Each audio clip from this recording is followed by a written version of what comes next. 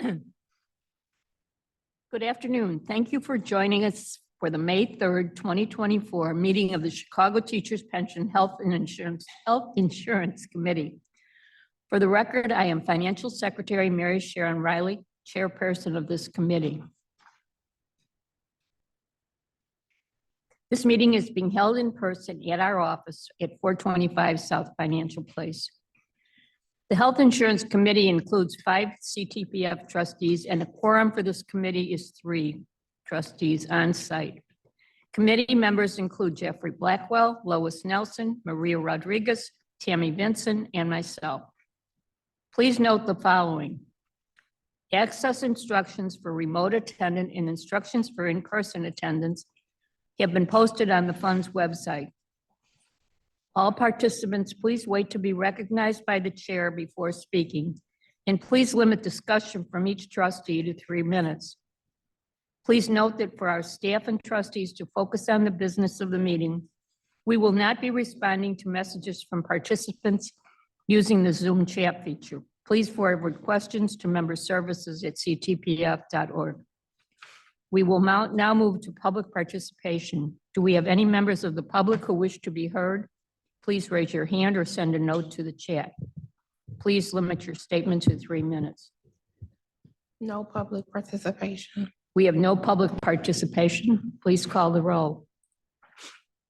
Roll call committee members. Trustee Blackwell. Present. Trustee Nelson. Trustee Riley. Trustee Rodriguez. And Trustee Vinson. Present. I didn't answer yes, Oh, sorry. I'm sorry. Trustee Riley. Present. Thank you. Thank you. We have a quorum as required by the Open Meetings Act. Yes? Roll call of non-committee members. Oh, I'm sorry. Sorry. Trustee Barajas. Trustee Ochoa. Present. Trustee Rice Ward. Trustee Washington. And Trustee Woods. Thank you.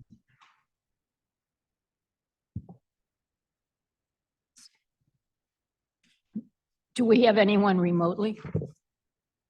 No, okay.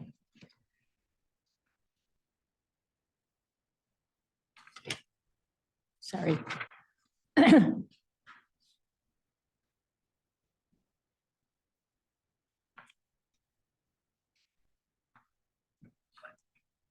I guess.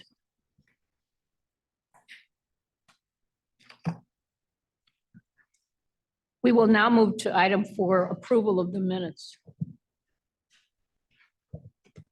I don't have the agenda. Can you give me the other agenda? No, the other one. I didn't bring mine from home.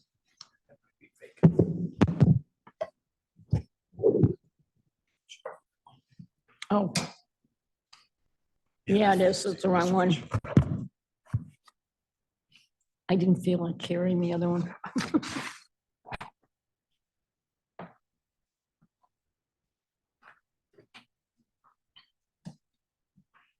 I'll entertain a motion to approve the August 4th, 2023 Health Insurance Committee minutes. So moved. Second.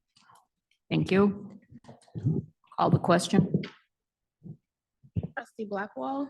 Yes. Trustee Riley. Yes. And Trustee Vinson. Yes. Thank you. 3 ayes.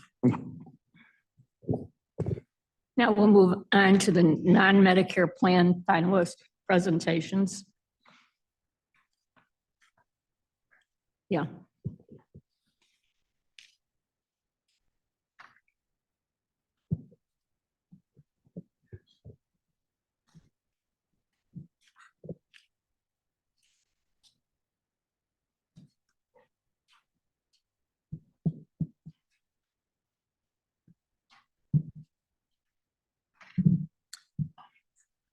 Good afternoon, gentlemen.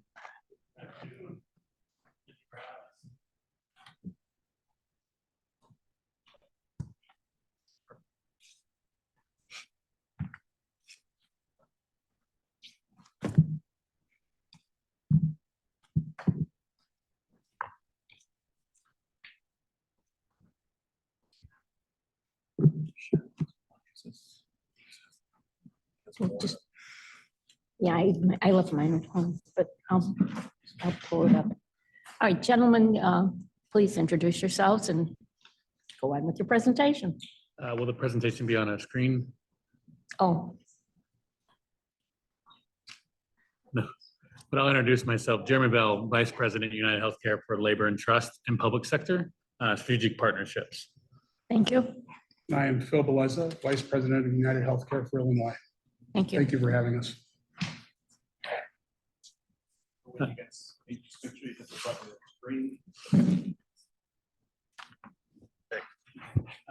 So I do apologize. We did have another person that was the account manager that currently resides on the account, had an unfortunate death in the family and was not able to be here. So he's listed on the agenda, but unable to be today. But we'll go through his information as well. I mean, I don't see the president. Oh, okay. Well, there it is. There it is. Thank you.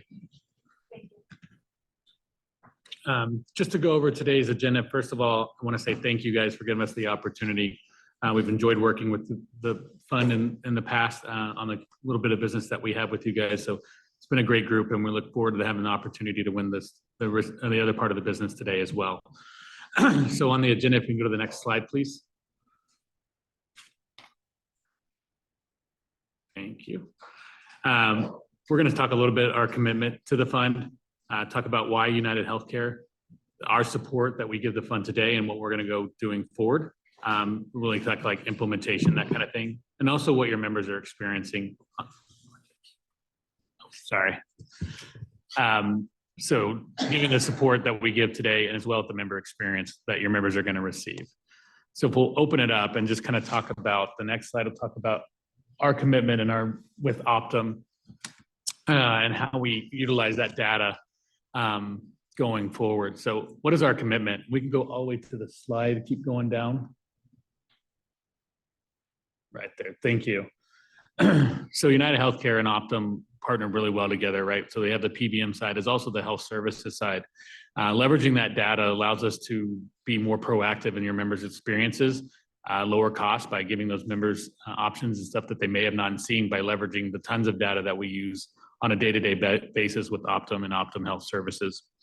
The PBM member goes and fills a script, and that's the first time they're on an insulin medication or a metformin or something like that. We're automatically going to be able to start brewing that information and getting that member to access health care that they may not have known they needed, right? By just having those data. So that data integration is a huge part of what we do and how we do it better in the mix of serving your population.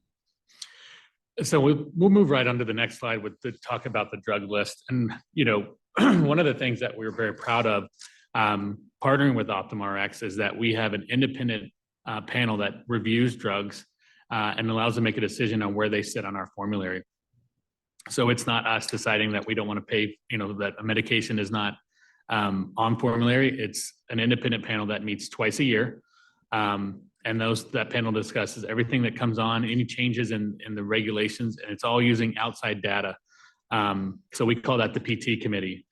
Then we go to the next slide. We look, or not next slide, I'm sorry, the next spot is a utilization and functionality financial evaluation. So once they make that internal information, we put that in our system and allows those drugs to go on what tier they're going to go.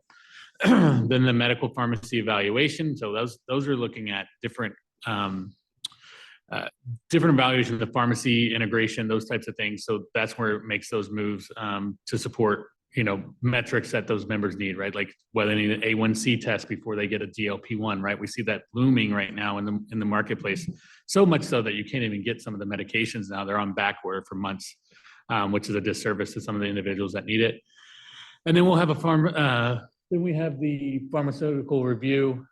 Again, we're using data, it included the cost per member, medication costs, offsets, those all go into consideration. And then we'll have market feedback, right? So that's when we get NPS scores, pharmacies, promoter scores from the pharmacies, from the providers.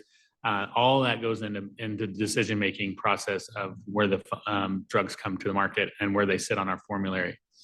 If we go down to the next slide, I want to touch just a touch about what we do and how we change formularies. So we do it 3 times a year proactively. So that's when we're reviewing January 1st, May 1st, and September 1st. So that's when, after the 2 committees meet, that's when we will review those information and make those changes. We provide a 60-day notification to any member that's affected. That letter will go out to the member, and it also goes out to the provider. And we follow up in 30 days as well.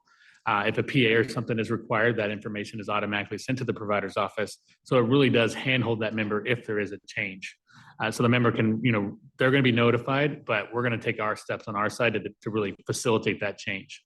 The only time we do any time change is if a new tier placement comes in, a drug comes on market, and it's a drug that we got to get on the list. We'll put it on there and we'll tier it, and it may go up and down tiers. So we'll only make a change if a drug would, let's say, is a generic. Let's say it comes to be a generic, then we'll tier it down to a lower tier, or if it's formulary or if there's an improvement in the formulary. So let's say it was a tier 3, we'll tier it down to a tier 2 if it's a high, one of the ones that makes sense that we'll get recommended to go to a different tier to be on the formulary.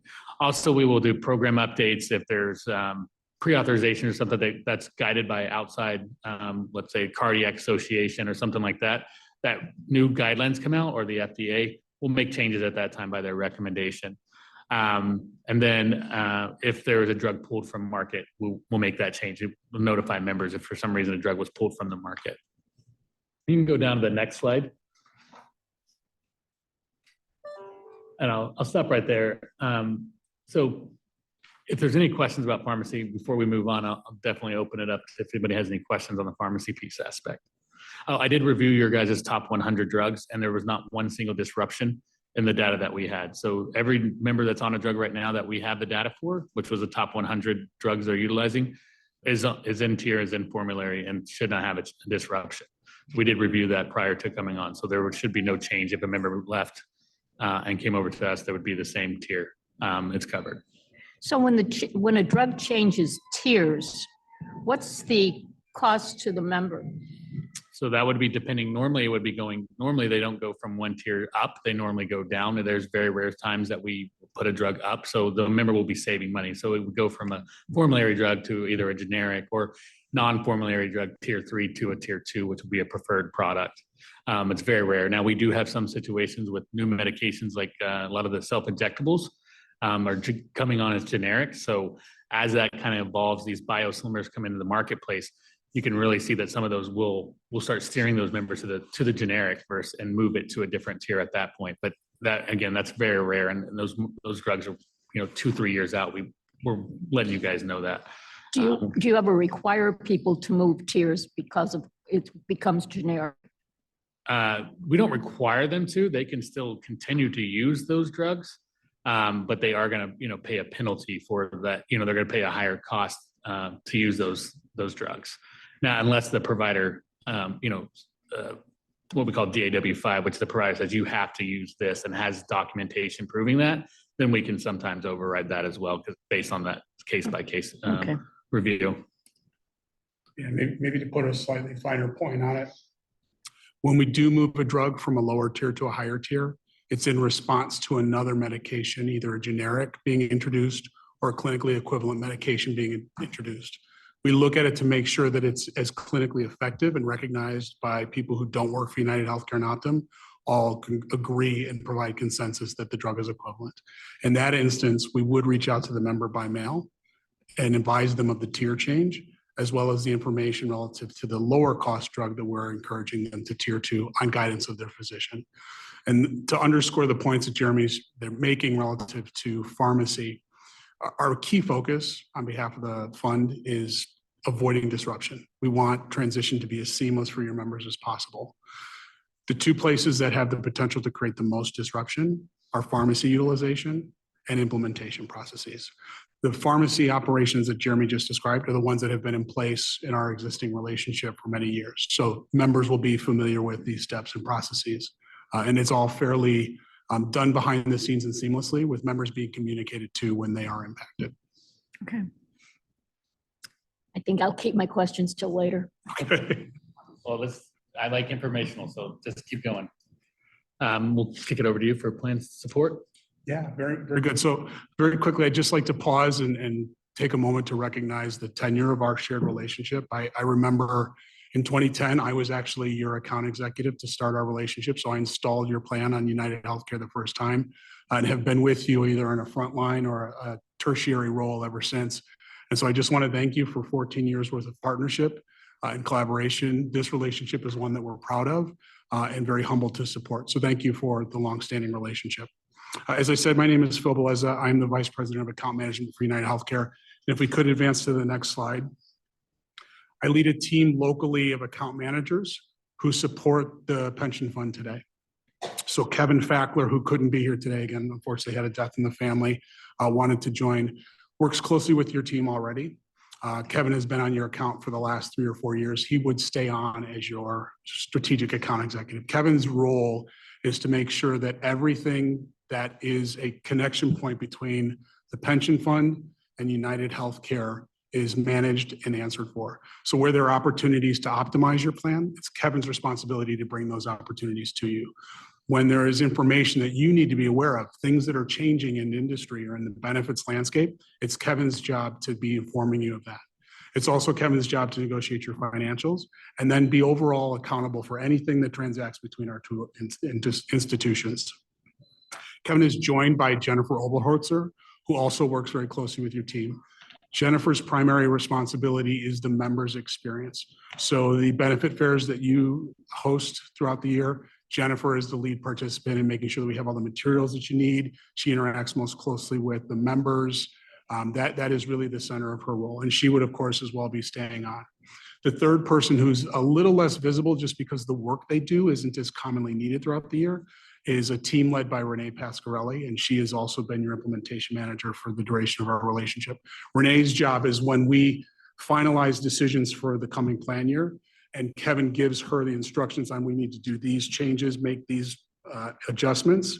Renee then quarterbacks a team of people who update the rates, update the benefits, change phone numbers if you need phone numbers changed, have ID cards issued and sent to members, gather your eligibility for your open enrollment choices. That all exists inside of Renee's dedicated role. And so those are persisting members who've been connected to the pension fund for many years, and those will continue.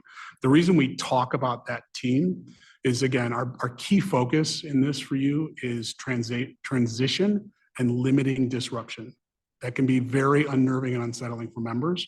The fact that we already have all of the infrastructure of our relationship built means that work doesn't have to be done. Kevin and team can then pick up the ball and onboard the new members very seamlessly. We're going to talk about that in just a bit on the next slide.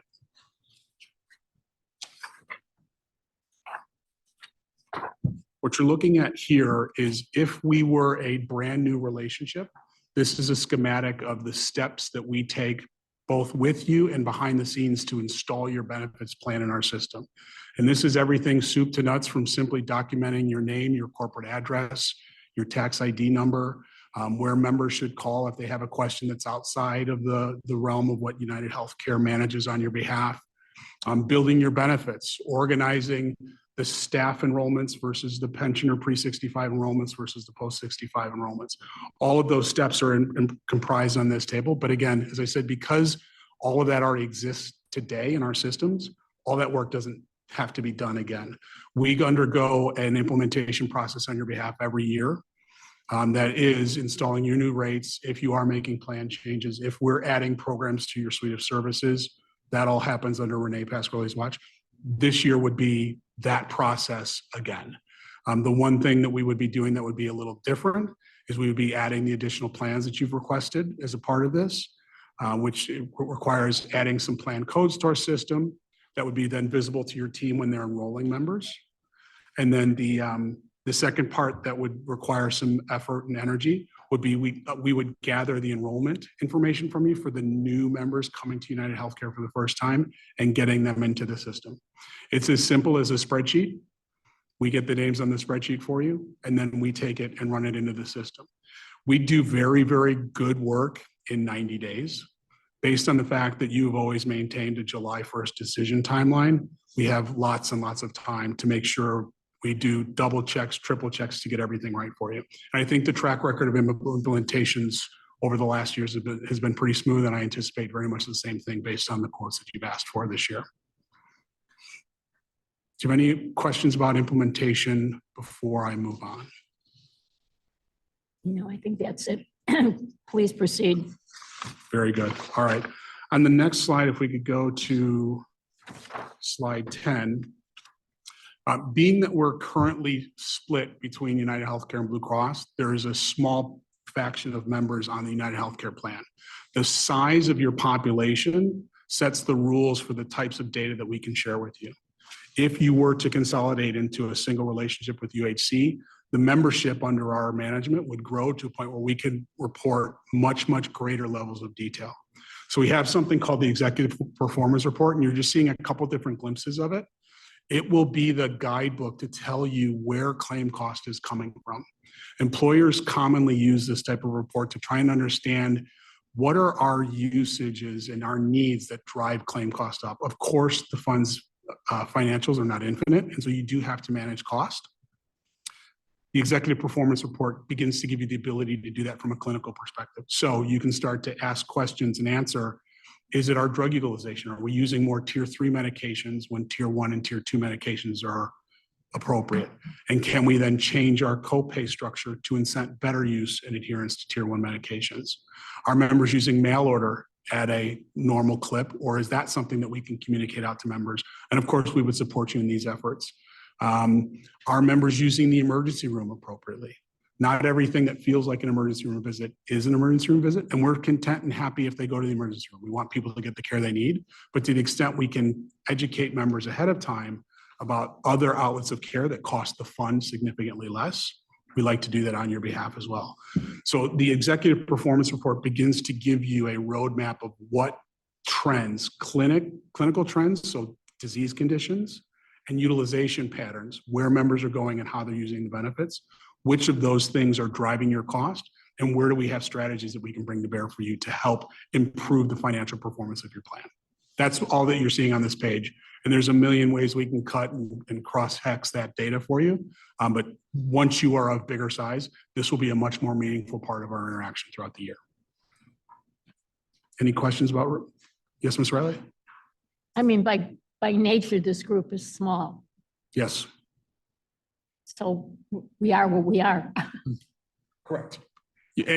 So you won't rise to an enormous size, but you would cross a threshold where now we can bring this resource to you. So, and just talking about a good segue into what this reporting will actually do is give your members a different experience, right? There's a lot of tools and data that we have on a day-to-day basis at our fingertips to start talking about and working with the fund and, you know, filling out where you guys want to go, and we help you get there, right? So whether it's education, you know, other services, changing benefits, all those things that we can just bring to the table and to enhance that member experience. So let's talk about the member experience in the next, we can go 2 slides, go past the title slide, please. So again, what we're really talking about is the member experience here, right? This digital touch that we call this, the connective tissue that I like to use, that we bring everything together, the fund's vision, Optum's data and insight, our algorithm data and insight, bring it all together, and then we put it to the member, right? So like we have our digital tools, which we'll show you in a minute, virtual and in-person care, the advocate approach, right? Are we reaching out to those members and giving them education like, hey, I see you're on, you know, diabetic medication, you know, when's the last time you had your cholesterol check, right? Because we know those two things go very much hand in hand in most situations. And the more that we can get the members involved, especially at a, you know, a pre-65 retiree, you know, is going to start having those health issues. But the more we can get them involved and get them, you know, the care that they need, we can, you know, start delaying and start making that trend go the other way. And then, like I said before, engagement strategies. How do we engage where you guys want to be? So it's really you guys are the quarterback, and we just go do what, you know, to get it done. So really giving you all that data, making all that information available to you really allows you guys to personalize those plans and start driving trends, right? It's different from plan to plan. So we really want your help in approaching into the member experience. Again, that totally changes your member experiences based on, you know, those decisions that we make. If we go to the next slide.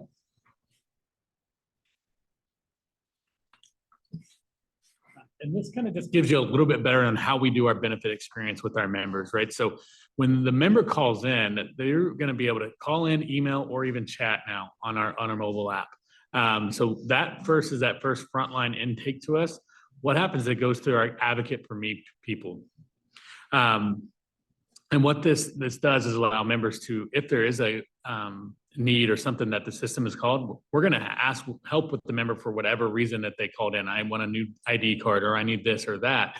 But the person on that phone call is going to actually be able to see an alert on there and be able to say, hey, Mrs. So-and-so, we see you haven't had a preventative visit. Can we get you over to a nurse person to get that taken care of for you?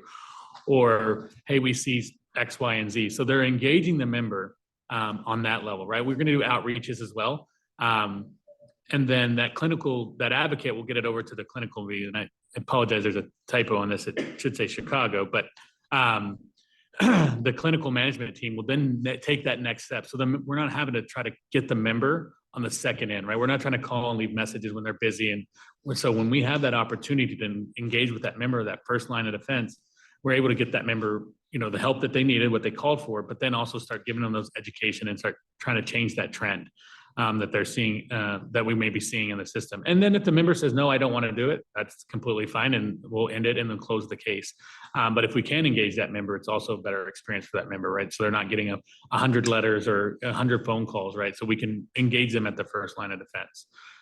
So it's a great program. It's helped, me personally. I mean, get reminded all the time I have to have my preventative visit when I get towards the end of the year. So it's also a great tool to keep the members forefront health in the forefront of what we're experiencing. And maybe before we proceed, said a little differently. So behind the scenes, we're evaluating claims all the time to see what's happening with your population's health. If we see someone's gone inpatient and hasn't scheduled a follow-up visit with a specialist, we'll reach out to them by phone and ask them if they need help finding a specialist. If they haven't filled the prescription that we know their doctor prescribed, we'll reach out and ask them if they've lost it, misplaced it, understand it, need help getting a repeat prescription, and we'll help them with those steps. What you find is if your insurance company calls, there's a certain alarm that goes off inside and you get very suspicious. And sometimes people are not so receptive to accepting that phone call. Truthfully, if my phone rings and I don't recognize the number, I don't care who it is, right? So what this is describing is advocate for me is the name of our service model. When someone calls into us, in the seconds that it takes for the phone to ring and a person to answer, our system is crunching. Well, who is Phil? What do we know about Phil? Have we been trying to get in touch with him? If we have, we're going to have that phone ring at a nurse who's been trying to get in touch with Phil. And we'll help Phil with his ID card. We'll help Phil find his doctor, but we'll then also connect the pipes to, hey, Phil, we saw you were in the emergency room recently and you haven't had a follow-up visit with a cardiologist. Can we help you do that? We find that people are more receptive to engaging with us when they're calling us because they're in the headspace to talk about their benefits and their care and their needs. So that's what this page is trying to describe, is that the advocacy model, instead of just being outbound, it's inbound, and we find that to be much more effective. And I'm going to keep going on the next slide just a second to kind of orchestrate for you the team that manages this process. We call these our advocates because it is truly their job to advocate on behalf of the member. Our service model, go back 10, 15 years, was how quickly can we take as many calls as possible, close them out, and monitor sort of call center statistics as you would expect. We flipped that on its head, again, about 10 years ago, to a more advocate-based model. What are your needs? How can I address those? And how can I address things that you might not even be thinking about that can be useful to you? For a long time, that lived inside the goalposts of what are your benefits. You have coverage for physical therapy, you have coverage for allergies. We've now expanded that to go outside the goalpost of your benefits as well. We find that as much as 80% of someone's health situation can be driven by things that have nothing to do with their doctor's office. Do I have transportation? Do I have good food at home? Do I have secure housing? If I don't know where I'm sleeping tonight, the idea that I'm going to eat healthy and test my blood sugar when I get there are pretty low. So our advocates are now sweeping for what we call social determinants of health. We take all the United Healthcare data that we have access to and marry that to publicly available data to identify Phil might be a person experiencing financial distress. And if that's the case, I'm going to connect Phil to some resources while we're having that exact same conversation to see if I can help plug that gap for Phil. Or maybe it's transportation. Phil lives in a city where the buses don't get to his endocrinologist. I'm going to try and help connect you to community resources so the transportation stops being a barrier. That's what this team does. Social determinants, if you read many health journals or any at all, you'll start to hear that buzz term. We've now baked that into our service model because it's so desperately important in overall care delivery, especially for a pre-65 retiree population like the funds. So those are the points of those two slides relative to service. And then lastly, we just wanted to show you the app-based services. So as with all things, there is an app for that too.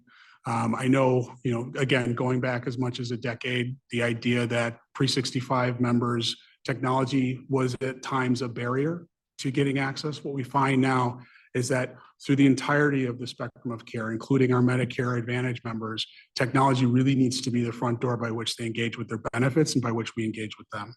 So the app has been designed to be ever more easy to use and simpler to read. So it's not overly crowded. These particular screenshots are a touch crowded, candidly, but these are kind of deep in once you start looking. But when I come to the homepage, the things that I need most are going to be right there. I might need to see a copy of my ID card. I might need to see my last claim. I might need to find a doctor. I might need to call United Healthcare for help with something. So those are the top bullets. And if that's not what I need most often, I can customize that. And so we find very high adoption with the app because, again, my 92-year-old grandmother orders on Amazon. So technology is not the barrier that it once was. And now evermore, it's a very necessary conduit to connecting members to care. That same system of communication and watching claims that lets an advocate know that they need to have a different conversation with me when I call informs the data that will populate inside of the app as well. It's all connected. And again, this is what your members who are currently with United Healthcare have access to and what the members who would move from Blue Cross to UHC would begin to have access to. Okay, anyone have any questions? I guess I have more of a industry specific question. So understand, well, I'm not retired yet, but I have friends who are. And one of the issues that they have with pharmacies is pain management. They're saying that the coverage for a lot of the medication may be prescribed is not always covered. Why? And what can we do to fix that? I can take that. Mhm. So, of course, the opiate epidemic in this country has been forefront on a spotlight for the last decade or so. So pain management has really evolved as we, used to, with the Oxycontin stuff that went, a long time ago. So now there's a lot more that we're looking into alternative medications to opioids. And there's been a lot that have actually come out to the market that have been able to, manage pain without using an opioid. If an opioid is necessary, we're just making sure that by the guidelines that the PA is required. So normally it'll go, you say it's not covered. It's more like they have to go to a pre-authorization for that drug, right? So we just want to make sure that the doctor's writing the right dose based on, outside FDA guidelines, that those dots are getting connected so that we're not seeing, 150 pills for a toothache, right? I mean, that was the opiate, missed dosage or, quantity was always a bigger thing. So it's not that they're not covered. We cover them, but we want to make sure that the providers are providing the accurate documentation to add those drugs clinically appropriate. The other thing, one good thing I will talk about the app really quick. And when a member goes into with our provider portal, a member gets, let's say, subscribed an opioid and it's warranted cancer patient, whatever it may be that warrants that. On our app, our EMR tool for our providers, which is electronic medical record for our providers, can actually have that PA done. So when that member goes to the pharmacy, it's already done. The member doesn't have to go back and call. So that's a seamless. Also, that it also can have that conversation with the provider saying, hey, doctor, you prescribed, the doctors can see that you prescribed a non-generic blood pressure medicine. When he's writing that prescription that requires a PA, he's also going to be able to see if there's alternates that he may want to look at. And then have that conversation, member, do you want to pay $20 or do you want to pay $10? Or if a member comes in and says, hey, I want X, Y, and Z drug because I saw it on TV, he's going to see what that drug's going to cost that member. If there's a PA required, all that information is wrapped up and he can have that conversation right at the bedside. So the member's not a surprise when he or she gets to CVS and, they say, well, it's not covered. You have to, you have to call your insurance company. It eliminates a ton of red tape, and most of our providers are using our portal on a regular basis. I think what 92% or something like that is that are actually actively using it. So it's a great conversation and gets that member active in their healthcare decision with their provider. You mentioned not going to the emergency room. What's the alternative? Yeah, so evermore, we like to see members using urgent care where available, but candidly, there isn't urgent care everywhere that's available. We used to do a nurse line, so you can call a registered nurse 24 hours a day, 7 days a week. What we found is that more often than not, the nurse line ended up wasting members' time before they ended up needing to go to the emergency room anyway. What we utilize now is our virtual tool. So within our website and within our app, a member would have the ability to click a button and start a doctor's visit by way of their cell phone, kind of like a Skype visit. So where we can, where appropriate, we try and encourage members to try a virtual visit. If it's chest pain, abdominal pain, lightheadedness, things that are prudently emergency room visits, even the virtual docs are going to say, we really think you need to either call 911 to get an ambulance or have a family member take you to the emergency room. But where we see the most opportunity is upper respiratory infections, sometimes urinary tract infections, bumps and bruises. If I really take a fall, I'm going to want to know I don't have a broken bone. So you're going to go to the emergency room. But if it's just a scrape, stitches we see, unfortunately, go through the emergency room a lot. And a lot of it is just because it's off hours and people don't otherwise know where to go. So the extent we can do it through virtual, urgent care, and or careful guidance and follow up with primary care physicians, that's what we try and encourage. And I'll add to the app again too. So when you go search an emergency room, if you put in emergency room or, you can search just conditions, right? Stitches or whatever, it can bring you and actually show the member other alternative forms, right? So the member is like, oh yeah, maybe, and where they are located, right? So it's going to be able to GPS you like you're looking for a hotel and push you to an urgent care or, show you the closest urgent cares as well as you can still go to, the emergency room as well. But it's going to show that. So the member may make that decision to go to an urgent care or even a convenience clinic. Now we see the CVS has them, Walgreens has them, Walmart has their convenience clinic. So all that's available, and it will show the member, and it shows the cost of the member, right? So it'll show them their benefit, what it would, estimated cost would be. And that can be a steering tool as well. I think Walmart's going out of that business now. They are, yeah. Yeah. Any other questions? Yes. Thank you, gentlemen, for your presentation. Just want to go back to a point you made, Phil, in relationship to data and the number of members and how it triggers us getting more data if we have more members. Just want to try to understand that. Yeah, absolutely. So the informatics tool itself is live today. And what we commonly report to are two basic types of information. What we call our premiums versus claims reports. You've paid $100,000 worth of premiums and there were $90,000 worth of claims. Pretty generic information for projecting where we think costs are going to go. We also show you claimants by size. So you've got this many members on the plan that are less than $5,000, this many that are between $5,000 and $10,000. Again, generic financial data. We can begin to report clinically once you cross a higher threshold. And if I remember correctly, you will be over 500 members on the plan if you consolidate the two plans. Is that correct? About 300? Okay. We will go back and make sure that that's a covered level for you. The reason we limit that is because we don't want to come back to you and report to you, there's 3 people that have cancer. Because what it begins to happen is that turns into identifiable information and we're sensitive to that on your behalf. So that's why the threshold exists, but we do want to be able to make the most of the information for you in a HIPAA safe way so that you can begin to see, well, where is the plan making good progress? Where are there opportunities to improve the way the plan is utilized? And quite candidly, we can't move the entire needle of opportunity, but we want you to have insight into where things could be improved.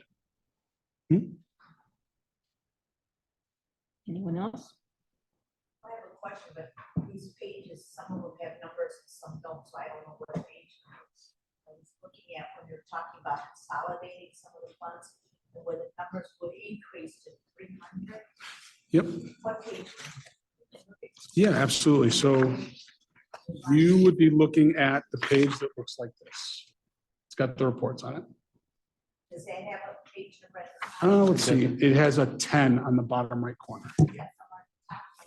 Yeah, I apologize for that. We should have done a better job of organizing that.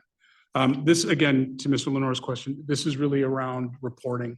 So when you get to a certain size, we can tell you more detailed information about yourself. We'll actually be able to report to you the social determinants of health that I referenced as well. So we'll be able to tell you the percentage of members inside the fund facing social. Yeah, by all means, absolutely.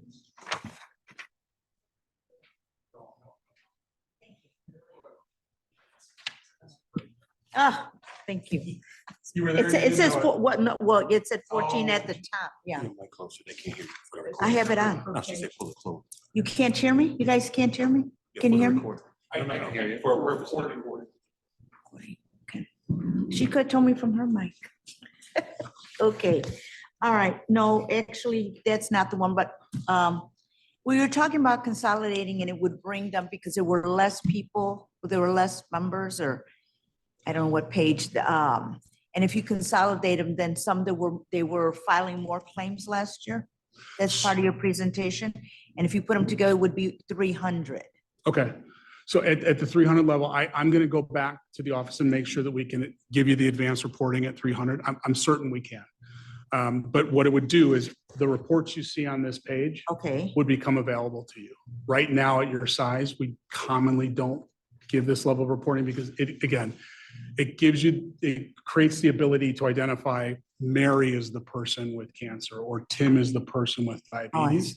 So when you're bigger, we can tell you more about yourself without having together to be worried about HIPAA concerns. so we're saving more money. We're saving money. When we can turn this information into things that improve the plan performance, yes, you would save money. It's a guarantee.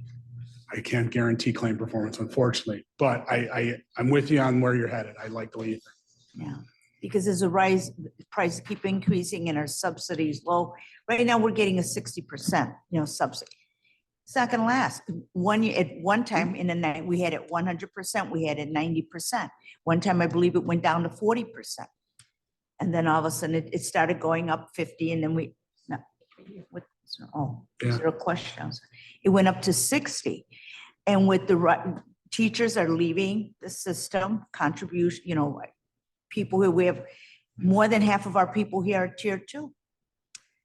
But as with United Healthcare, as we're become more seasoned students of life, we need the health insurance, rising costs. And we're not talking right now about this is pre-Medicare, but what are we gonna do? Yeah, so that's a very good It's gonna point. be a problem. And what future, what do we have planned? I don't like waiting the last minute. Say, well, what are we gonna do now? And you rush into a decision. We're looking at prices, looking at, cost, the 18 months or the COBRA and what have you, and people come in. We wanted to give them more options because we closed the plan F, that's closed, but the prices still keep on increasing and we're that group where, as we say, we've closed that door. And so we had to come up with something else for them, but what's going to happen there? Our prices keep on increasing and we don't let anybody else in, and I understand that's why we look at our plans. But what's going to happen? Our prices keep on raising and we have less members in that plan. So I feel like we're at a big loss. I understand. Yeah, you touched on a couple different things. You touched on the Part Yeah, F I'm plan and the sorry. Medicare. No, which is totally fine. because But I those could are tell by United looking in your Healthcare. eyes, you were following me. so I knew exactly where you're going. Those are Great, United Healthcare programs as well. I want to talk just for a minute about the pre-65 plan that's Okay. represented here. One thing that will happen when a group is smaller, the underwriters that set your rates are inherently more conservative. So when you have 300 members, if you have those split in half and 2 underwriters working them, those 2 underwriters are going to be more conservative and the sum of all the parts will be higher. When you put those together as an actuarial principle, the underwriters look at your specific information more closely. I'm not going to say they're going to set the No, sum. I've of heard the that stars, before. right? Yeah. But they will underwrite you differently and have the ability to be less conservative because we know more about your particular claims. You represent more of your actual risk and we can underwrite you in a Makes different sense, way. right? Yeah, bigger is almost always better when it comes to pricing fully insured business. Thank you. Yes, thank you. Any other questions? All right, thank you. Thank you, board and trustees, for your time. And remember, as you said earlier, you said long relationship, and you've been around. So, and some people come in and say, we're like family prices. Family matters to me quite a bit. I'm with you. Thank you. Thank you, Mr. Rodriguez.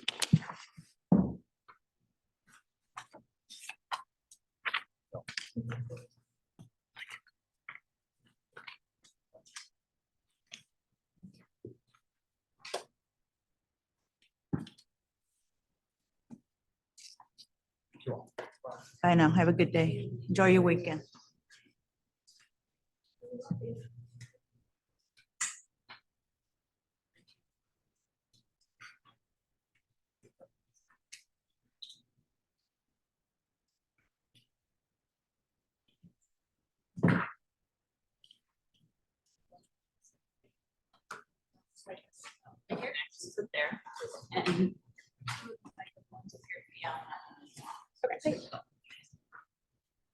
Sorry that our backs are to you.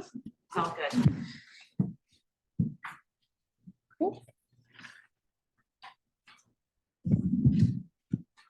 Mine looks like it's on. There's just not. Please introduce yourselves. Absolutely. Good afternoon. Danielle Steele, Director of Account Management. Gee, that name sounds familiar, huh? It does. I'll be taking autographs later. My name is Megan Isaacson. I am the Strategic Account Executive. My name is Eamon Alavi and I'm the Prime Account Manager. Thank you. So please proceed. Wonderful. Well, thanks everybody for having us today. We really, really appreciate it. And we just wanted to talk a little bit about our longstanding partnership and how Blue Cross and CTPF are stronger together. If you could advance the next slide, please. Great. So we just did quick introductions, but what I wanted to demonstrate on this slide today is that there's a very large team that's backing CTPF. We were very intentional about who we brought today, and I wanted to take a minute to just explain that. So obviously, I'm the director. I have oversight over the account management team. Megan and Eamon have direct responsibility for CTPF, for your satisfaction, for any service inquiries, questions, to be on site for open enrollment meetings, and everything for your satisfaction and to be here to make this as smooth as possible. For that reason, we wanted to keep our team small, and we wanted to bring the people who are going to be servicing you and the names and the faces that you will see regularly. Next slide, please.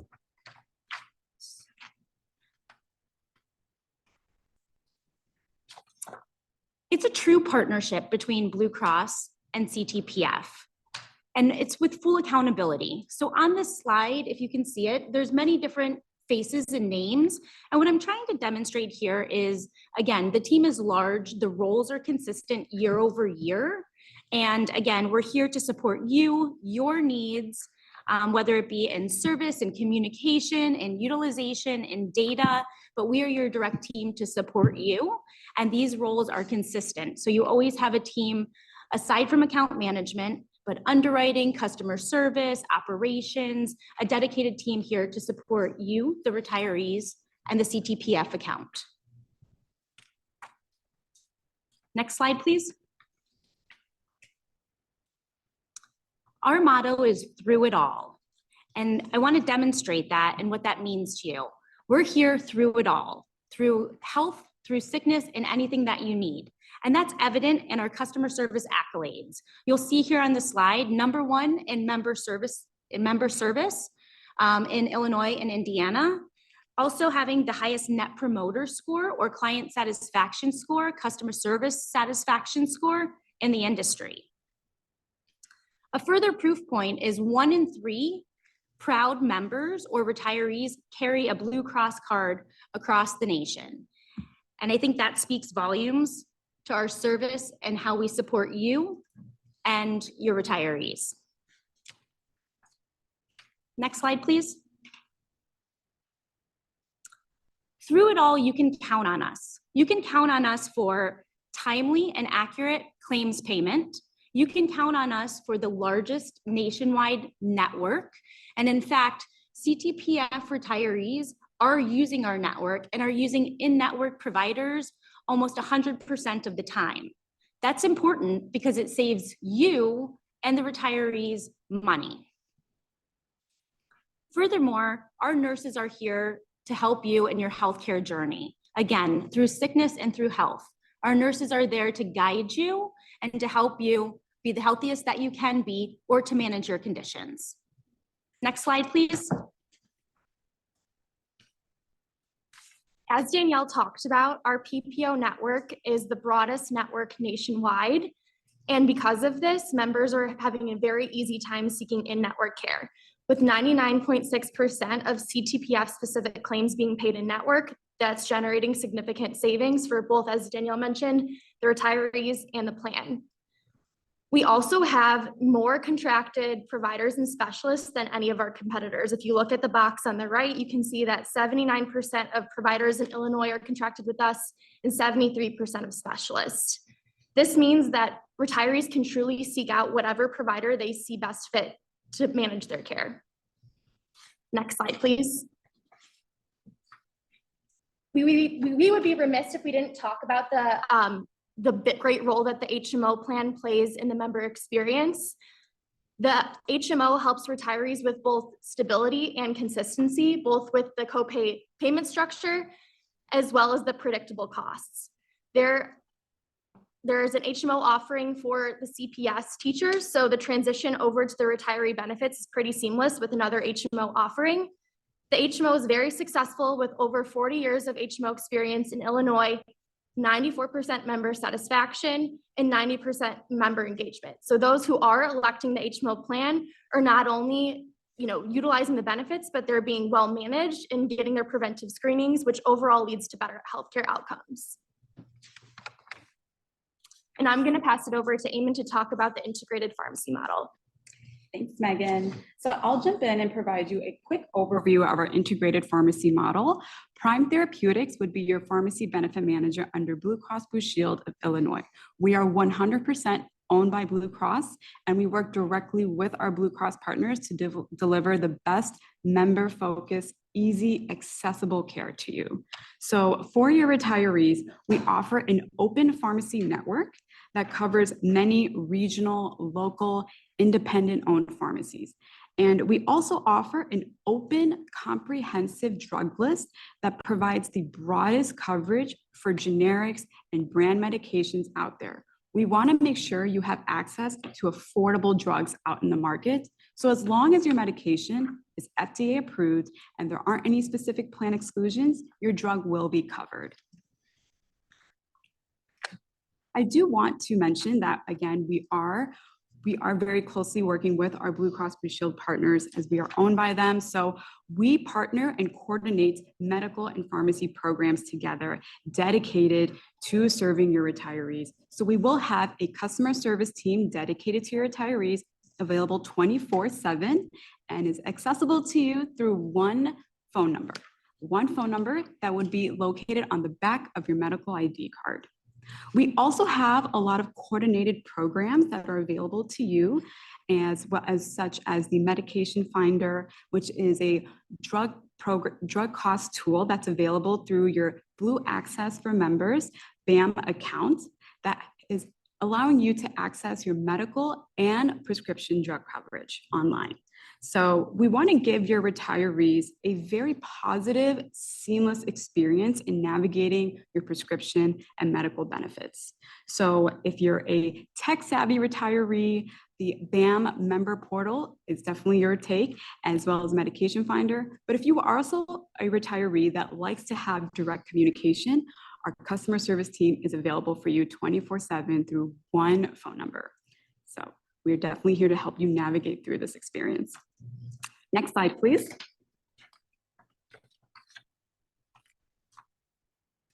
Thank you. Just to really reiterate our customer service philosophy, it is truly our mission to help you navigate your benefits. We understand that it is a daunting process. It can be difficult, it can be challenging, but we are here for you every step of the way. We have one customer service team that will look through and is trained through your benefits and medical prescription benefits all together. And we also have a very dedicated team that is available 24/7 to serve your plan benefits and serve your retirees. So we want to make sure that you and your members are empowered to make the decisions that you need to navigate through your healthcare journey. Next slide, please. I know Danielle talked earlier about our team and our collaboration between our team members, and I think something that's really special about the CTPF Blue Cross relationship is that you do have a dedicated implementation team that doesn't stay on for just a project basis. They're actually a part of the team throughout the entire year. So we have regular scheduled calls to talk internally about how service is going and what changes we can make. They also have a dedicated client service specialist that, again, any claims issues, any claims inquiries that come up, we're talking about them on a very regular basis internally. With this dedicated implementation team, with the transition from UHC to Blue Cross of Illinois, it will be a very seamless experience. We will have very regular scheduled calls, touch points, a timeline, and internal trackers to make sure that all deadlines are met and that it's the most seamless member experience as possible. Next slide, please.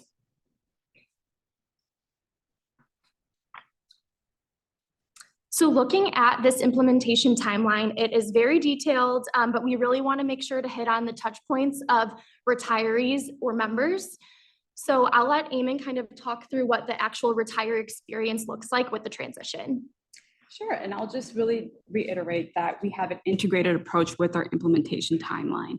So we have one team that is going to be setting up your medical and pharmacy benefits. So starting, we're looking at September 10, we start the process of open enrollment communications. So this includes brochures, pamphlets, flyers that we will send out to your retirees and introduce them to our services and programs that we offer to your plan. And then all throughout October and December, we are located in Chicago, so we will be attending your open enrollment fairs. We have representation on site, so we look forward to actually meeting with your retirees, speaking with them one-on-one, and helping them get through the transition. And then as you look here in December, first week of December, we will have pharmacy welcome letters sent out to retirees, as well as medical ID cards mailed out for the same week. So just to give you an overview, a pharmacy welcome letter will have all the links, resources, and contact information available to your retirees to kind of give them a good overview of the programs and all of the resources available to them to get them accustomed to the plan that's going to be headed for them. And then early in January, we will have our claims processing team that will review all live claims processing through your plan. We do work January 1st, so we do have live monitoring on your plan benefits. So we will continuously update you every single day from January all throughout, making sure that claims are processing correctly through your plan. Next slide.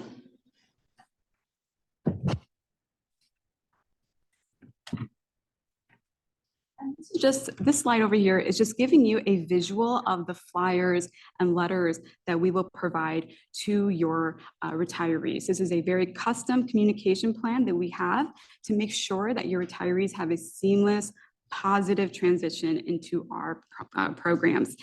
So this really just gives you information on our specialty pharmacy, our home delivery pharmacy, as well as additional programs and custom letters we can also send out to your retirees.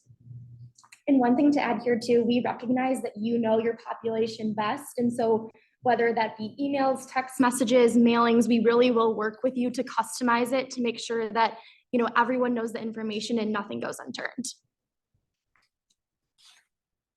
Next slide, please.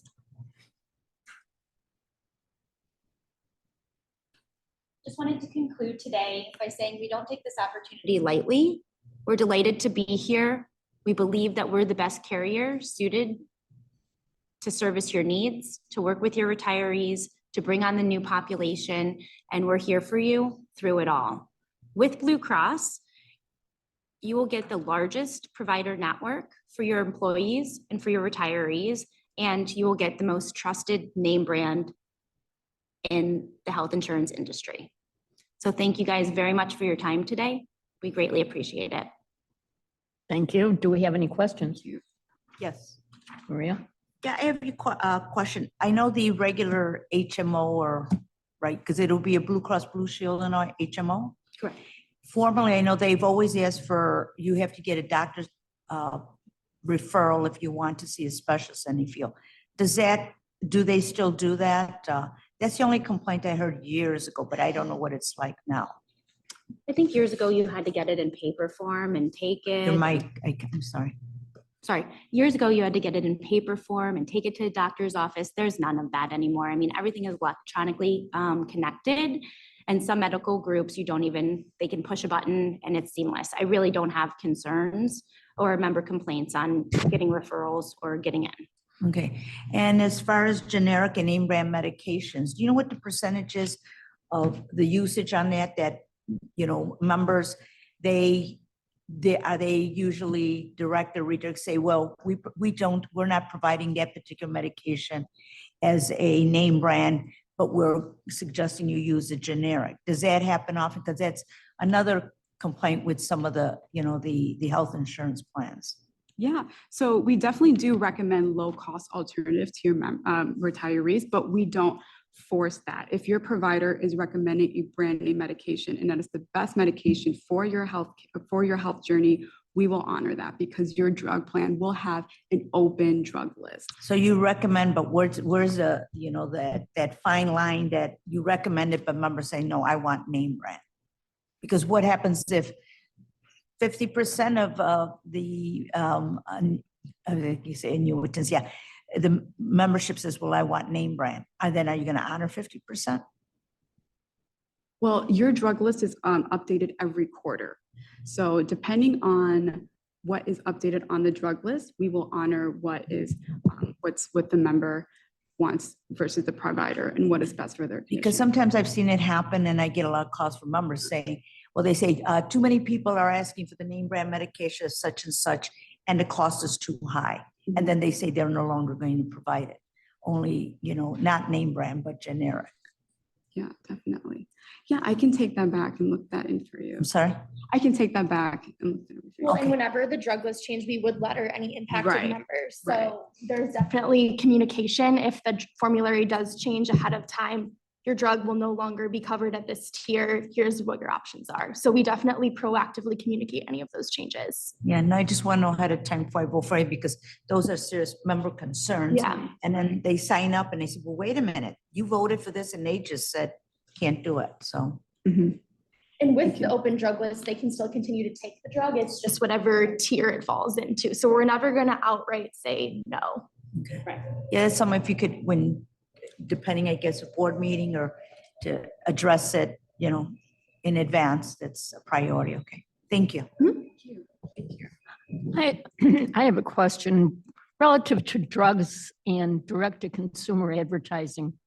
Do you have a lot of people who want the drugs that are advertised just because they're advertised? I mean, we see a mix of both.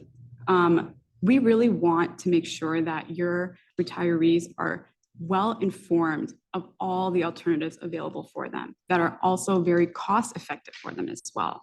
So with your drug list, it's a very open coverage, so we'll never really force them, but we want to inform them and make them better consumers so that they have the information available for them. And then we can have that information, give that to them, discuss that with their provider and see if this alternative is the best for them.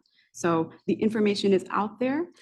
We never want to force your retirees to make a decision based on just cost, but we want them to be informed and make them to have that good choices. Thank you. Any other questions? Yes. So we talked a lot about, I guess, pharmaceutical options. What about alternative medical options? Because I'm thinking either, acupuncture or something more Western. How do you, what type of coverage do you offer for patients that prefer to do something non-pharmaceutical? Yeah, so acupuncture, chiropractic care, I mean, some of those more holistic care items, they are gaining popularity. We do have many clients that decide to cover it. I personally do not. I'm sorry, is it an HMO or PPO coverage that you guys will offer on those levels of service? I'm just curious. So normally it's up to the client if they want to offer that or not. I unfortunately don't know off the top of my head, based upon your plan design, if it is offered. And in your parlance, the client is the doctor or the medical facility? Who's the client? CTPF, Okay, all right. CTPF, CPS, those would be the clients. Would I they think ch- yeah. thinking about our book of business overall, we're seeing more people start to ask those types of questions with functional medicine, to Danielle's point, becoming so popular. And if that would change the cost or the pricing? I'll say if Maria, that you're changed. not on, you don't have the floor. Oh, I'm sorry. I thought okay. Tell me when I have the floor, please, so I can speak. Carlton? Yeah, thank you for your presentation. So I had a question on your last slide. You note innovative solutions to drive better health outcomes and control costs. Can you talk about the programs that you use to educate members on how to best use the plan and then help us financially? Absolutely. I can take that in if you guys want to chime in. So one of the latest tools that we have to offer is within our provider finder. So within the provider finder tool, it will steer you to some of the most cost-effective providers, cost-effective and the best quality providers. So those will be at the top of the search function. Kind of think about Yelp. When you search something on Yelp, you know, the best reviews show up at the top. So that's one of our latest innovative tools, is Provider Finder, that will steer you to quality and cost providers first to help you make decisions. Customer service also uses the same tool. So if they're on the phone talking with you, they could help guide and steer you as well. What if we have a member that constantly uses the emergency room? Do you guys have a process that gives feedback to that member? We absolutely do. So we have clinicians on staff and they're monitoring ER usage. So we like to call them frequent flyers. So if there's frequent flyers to the emergency room, that triggers an outreach to the nurses or the clinicians to call them if they can't get a hold of them, to send them a letter, to work with them on why are they accessing the ER? Is it in fact really emergent? Are there other options? Do they not have a primary care provider? And can we help get them a primary care provider and get them set up so that they have better options of care that are more cost effective? Yeah, I don't know whether Carlton remembers, but there was somebody who went to the ER over 200 times in 1 year. Oh my. Do you remember that? We've Wow. both been around a long time. Any other questions? Victor, can you put me back? You've so already Cheryl had a Riley can question. see my- Anybody else? I'm sorry? You've already had a question. I want to see if anybody else wants to ask a I question. didn't say anything. I just asked Victor if he can move back so you can see my hand. I can see your hand. If you have a question, I don't see anyone else. I'm so sorry, ladies. That's just the way it is. Yes, I do have, let me see, my other question. Yes, because what trustee Vincent said, and then that's of a concern also. If there's that alternative was it Tammy medication, what alternative modes, would that increase the pricing? Would that increase the pricing or not? And also, as we said, there was in the past where we had someone who was, used the emergency care, a great number of times. I mean, that happens with all insurance. Anything you see, Siegel told me this, I think, last year, where some people are using some of the services more than others, and then they have to cut back, or it changes things in pricing or what you can do and can't do. But would the alternative medicine, I would think it'd be better because, less cost on prescription drugs. I don't know. So I would say that if we're adding additional components to the plan that are not a part of the plan today, Oh, that will would- it increase cost? It probably will, because we're increasing access. okay. I would venture to say it would be rather insignificant and small, but that would be something that we would take back to our Yeah, underwriting please, team, I would appreciate that. Thank you. of course. Any other questions? Well, thank you, ladies. Thank you. Thank you Thank so you very much. much. Thank you.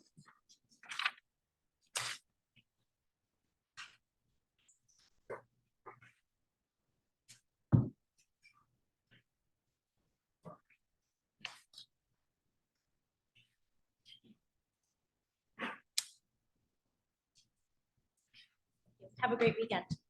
So,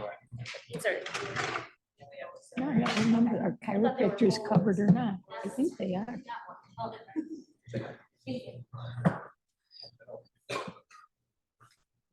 I think I went to one time. Not in the same way the average person does, but. Oh, thank you. I drop everything. Drives me nuts.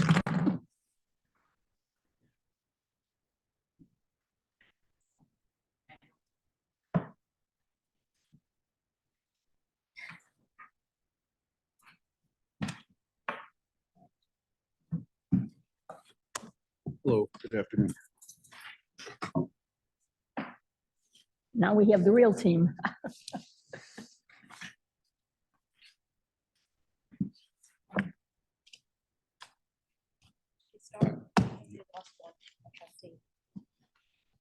Okay, we can get going. Okay. So this first presentation is by Siegel, although we'll mention well, I wanted to mention it, we'll mention it when trustee Rodriguez comes back. We had an answer to that last question. Okay. Okay, so good afternoon. Dan. I'm Dan Levin. I think most of you know me. This is my partner, Joe Illishman. And we did the analysis of both of the vendors that you just heard from, and that's what we're going to look at today.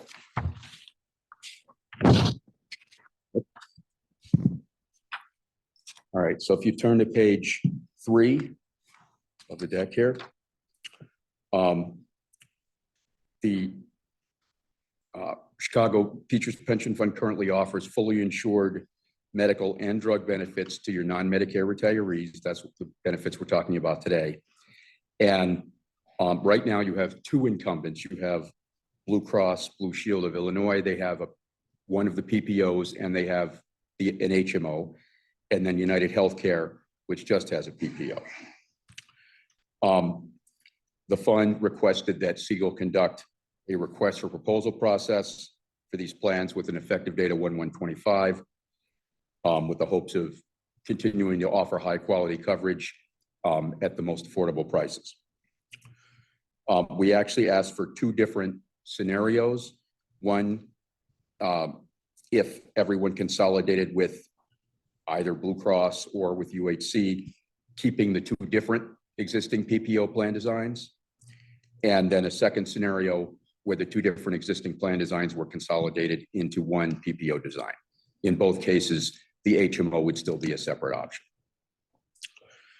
We did solicit proposals from all of the carriers that can handle a group of this size: Aetna, Blue Cross, Cigna, and United Healthcare. But Aetna and Cigna declined to bid, saying that they would not be competitive with the incumbents in their opinion. So page 4, just looking at the current enrollments, so everybody knows how many people are in each of these existing plans. For the retiree non-Medicare, we've got, as we said, the PPO, there's 2 different carriers right now. Blue Cross has 130 contracts, United Healthcare has 171. And then there's the HMO with Blue Cross, which has 339. So there's just a little over 300 if you combine the 2 PPOs, and then a few more than that in the HMO.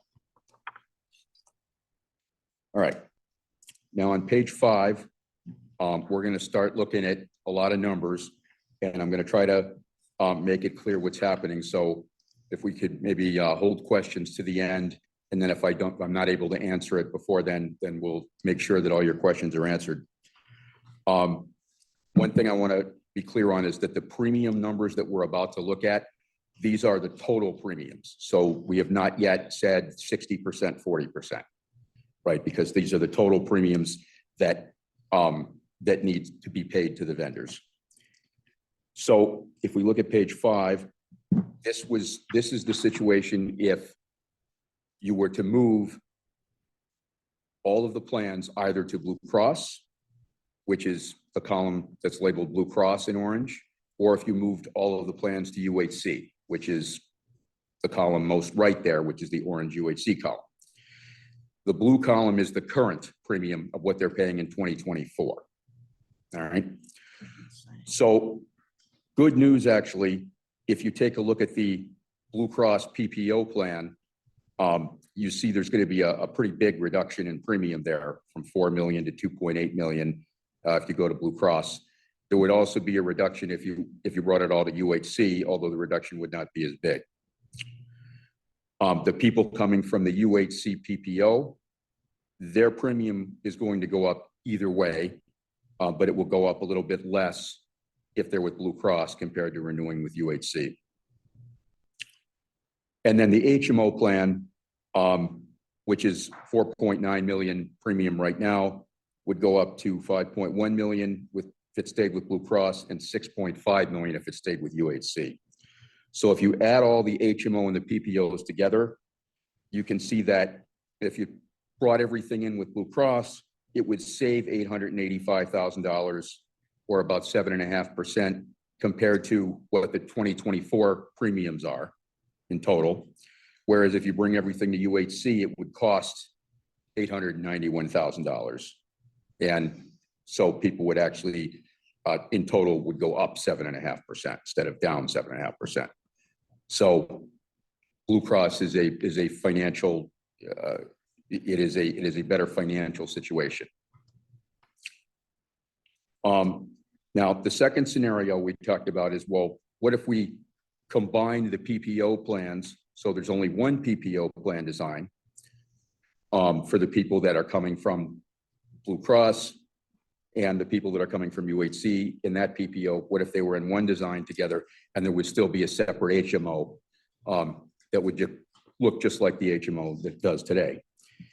And if you do that, you can see on page 6, again, there would be a significant reduction in premium compared to what's currently being paid for the PPO, and a slight increase for the HMO, total of $778,000 in savings over current if you consolidate everything with Blue Cross, and a cost of 1.6 million if you consolidate everything with UHC.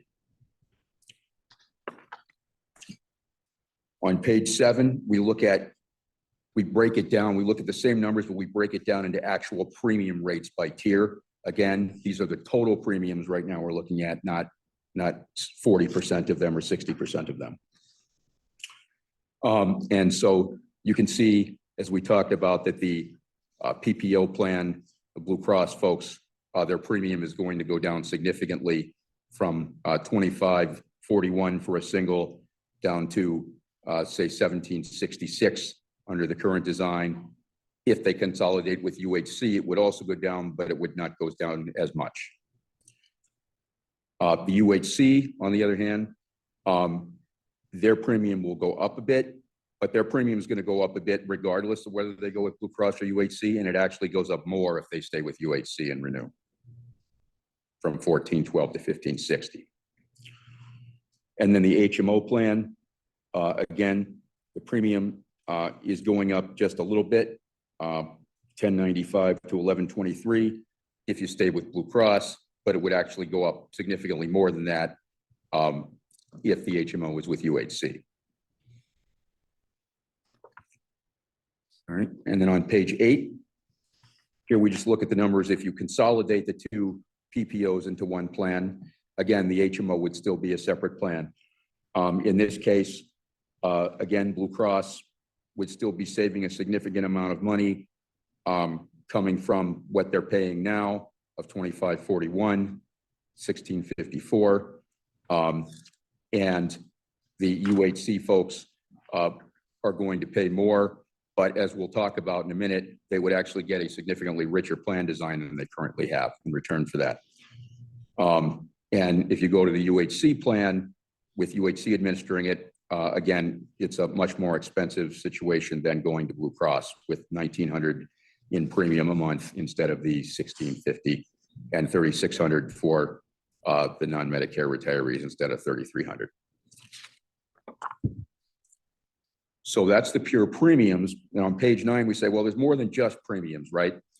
You know, there's implementation allowances and credits that are offered, and there's performance guarantees.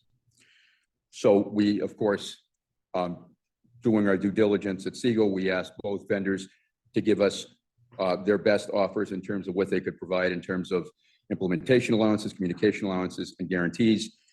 UHC actually provided none of those things. Quite honestly, that is typical for a group of your size not to provide those things. But Blue Cross did show some additional commitment by proposing $50,000 in communication allowance, and also willing to put some money at risk if their customer service metrics don't meet certain criteria, where they would actually pay money back in premium if the satisfaction and the turnaround time and those kind of metrics don't meet certain thresholds. So they were willing to put a little bit of skin in the game there.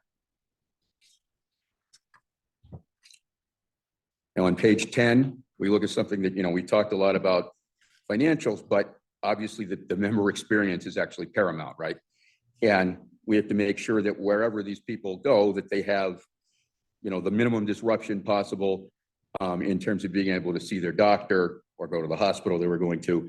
So we take a look at both and networks and say, okay, if we look at where people are going now, based on the last 12 months of data, what percentage of those people would still be in network if you move to another plan?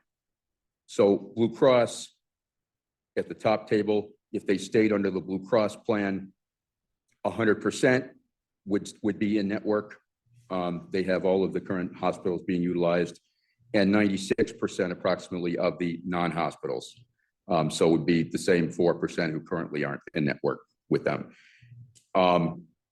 With UHC, they did not break theirs into hospital and non-hospital providers, but if you look at their providers total, it's pretty high, it's 99%. And UHC, if they brought UHC over, this is one thing you really want to make sure of, is on that hospital side that it's close to 100, and it is, it's 99.7%. In that case, there wouldn't be much disruption, really no disruption for anyone from UHC coming to Blue Cross's network. And 94% of their doctors that are currently being used would be in network. That doesn't mean that 6% would be out of network. It just means that a few people may want to change providers to stay in network, but 94% of folks would be just fine where they are. All right. So questions on that? On the HMO, which is the bottom table, it's even higher. Not surprisingly, Blue Cross, people are in the HMO now, which is an in-network only benefit, and if they stayed with Blue Cross, it would be 100% for both hospital and non-hospital. For UHC, it would be very high as well, at 99% and 97% if they were to take over the HMO plan. So in all cases, disruption is actually pretty small. But then on page 11, we look at one other kind of disruption we always want to look at, which is pharmacy. Because you always have to worry about, is the formulary going to change, right? In terms of what drugs are covered or excluded and what tier they're on in terms of copays. So we looked at, well, what happens if the UHC PPO participants all consolidated with Blue Cross? So that's what we're looking at first here. And there is what I would say is pretty mild disruption, which is related to a couple of vaccines, which is not really a concern because when people go to the pharmacy, the vaccine will get filled, that's covered. And there's a few people that would that have their insulin pens, the particular brand of insulin pen they were using. They would have a choice. They could still use that same brand of insulin pen and pay a higher copay because it would be on a higher tier under Blue Cross, or they could switch to a clinically equivalent pen and stay on a lower tier. So it is important to note that on Blue Cross, there are no exclusions. So that's when they talked about the open formulary, they use the word open. That means that there's no drug that they just won't cover. All right, they will cover it. It's just, if it's not a preferred drug, you may have a higher copay because it'd be in a higher tier. But again, we looked at that and it's really only a few people on a particular insulin pen that were looking at that. And again, those people could switch to an equivalent drug and get back to a low tier, or they could continue to choose to take the drug they're taking. They would just pay a higher copay. Conversely, if the Blue Cross people went, all moved to UHC, again, the disruption would be pretty mild right now. But one difference with UHC is that they do have drug exclusions possible in their formulary. So you don't know what next year, they could decide to change the formulary and exclude certain drugs where people couldn't get them covered at all. Whereas, as we talked about, Blue Cross's formulary is open rather than closed. So you could pay a higher copay, but your drug can't be excluded from coverage. All right. And we did ask both carriers, as you heard, to talk about pharmacy disruption when they did their presentations. For a second. All right. So now let's talk about the consolidated PPO plan versus the two separate existing PPO plans. So if you recall, right now you had 130 people in the Blue Cross PPO, 170 people in the UHC PPO. And, as we brought up, I think both vendors brought it up and we brought it up before. One of the advantages to having a bigger group is that you have a little bit more stability in your cost, right? Because the underwriters are less conservative, because, there's more experience to spread around among a larger group. So we looked at, okay, if we consolidated everything into one design, could we make a design that would appeal to both people that are coming from their current designs? And also, when you look at the design and with premium differences. So if you look at Blue Cross, they would be going to the left-hand, they would be coming from the left-hand column on page 12 and going to the right-hand column. And yes, you will see that the deductible is higher, but we're gonna show that their premium reduction each month is tremendous in a second. And then they also get other benefits in that their co-insurance is going from 80% to 90% if they change to this consolidated PPO, and their office visits go from being after deductible with an 80% co-insurance to being flat copays, $10 for primary care, $50 for specialist. They would also get a flat copay under urgent care at $50 with no deductible, as opposed to deductible and co-insurance right now. So there are a lot of advantages to Blue Cross people moving to the consolidated, even though their deductible would be increasing. But if we think back to the premium change that those people would be seeing, it's about $4,200 a year that they're saving compared to what they're currently paying in 2024. So any difference in deductible of $1,000 here is the most, right? $4,200 in premium savings. That's a pretty good deal. The UHC folks, let's take a look at them. They're in the middle column, and you see their plan will actually be getting richer in every way. Their deductible will be lower from $2,000 to $1,500. Out-of-pocket max will be lower. They will also be going from 80% to a 90% co-insurance. Their premium will be going up a bit. It will be going up $96 a month. And that number, by the way, is after I should have said that number is after you take the 40%. So when I said they save $4,200 a month going from Blue Cross, that's the 40% number.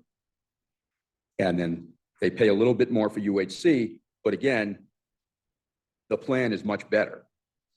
So, they're actually going to a richer plan and paying a little bit more than they do in 2024. So it's kind of like a win-win for everyone in that people's premiums, align with, getting a better plan or saving a lot of money. We consolidate into one plan design to try to get more stable premiums on the PPO. So we don't have, like that 20% increase that we saw in Blue Cross last year. So I kind of summarize all this on page 13. Bottom line is, if you compare to the 2024 premium, you still get $905,000 in total premium savings on the PPO, or about 12.9% of the PPO from transitioning from the current plan in 2024 to what the premiums are in the consolidated plan. And again, for the current Blue Cross participants, they get a significantly lower premium like we talked about. They get a better co-insurance.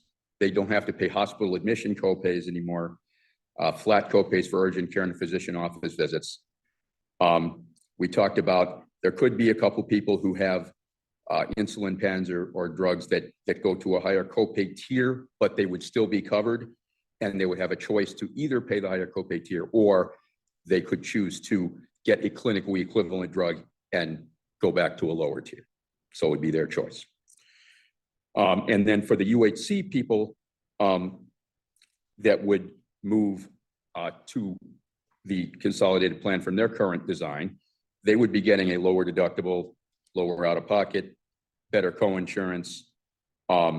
They would not have any drugs excluded from coverage. Right now, in the future, there could be specific drugs excluded in UHC's formulary because of closed formulary, but not in Blue Cross's, so they'd be moving into that open realm. And lower drug copays than they're paying now.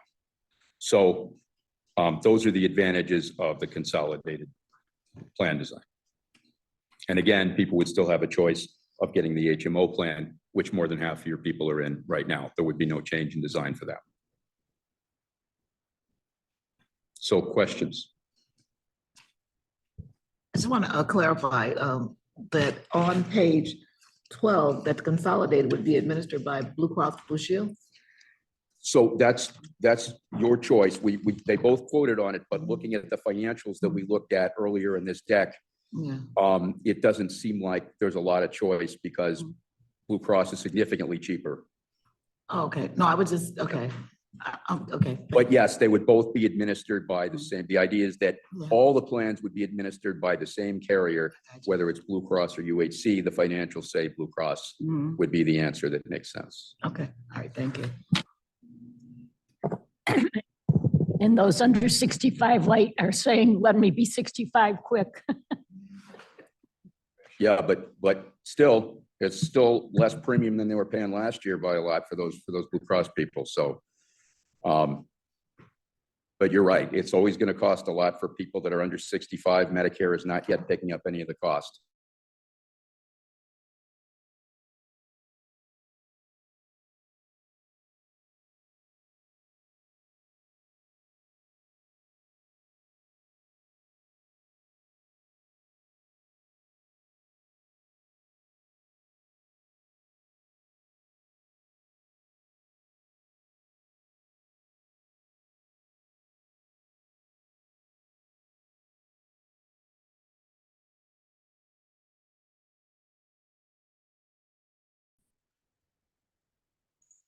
Okay. What would you say is our current numbers? Are more pleased with the HMO or with overall, or with the,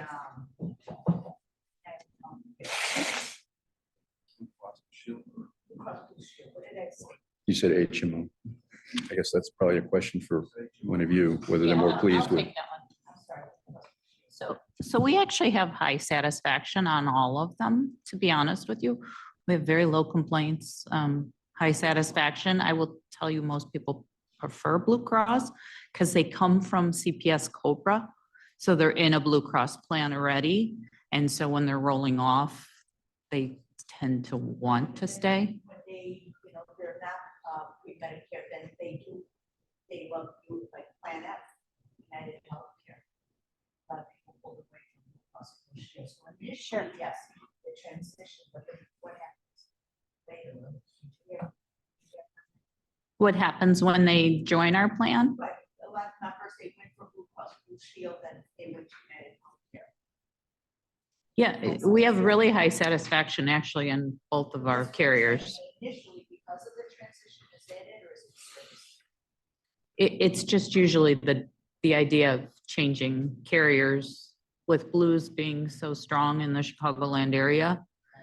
But then later on, they've gone to United Can you Healthcare. turn your mic on? We can't hear you.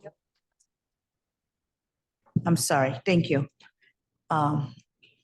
It seems like they transition. That's just what I'm just trying to figure it out because it's a tough decision.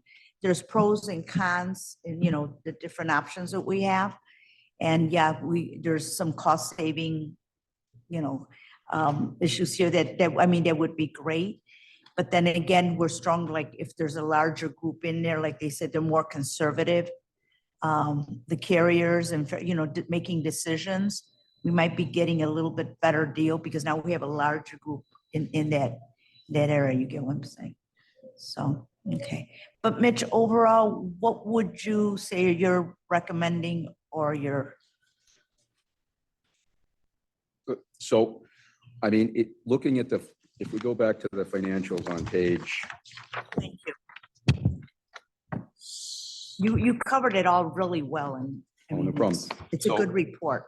thank you. So the financials on page 6, again, the amount of premium compared to what people are paying in 2024 is actually going to be going down. If you go with this consolidated PPO, the Blue Cross people will be paying significantly less that were in the PPO. There will only be a slight increase in the HMO, and it's less of an increase than they would have received if they'd gone with UHC renewal. So it's Blue Cross is cheaper for both the HMO and the PPO.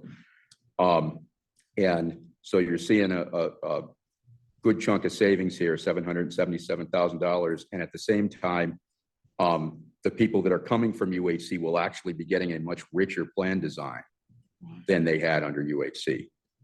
in the Yeah, I just PPO. always look at services versus cost. I mean, but I see what you're saying. Yeah, there's pros and cons. Thank you. Whiz.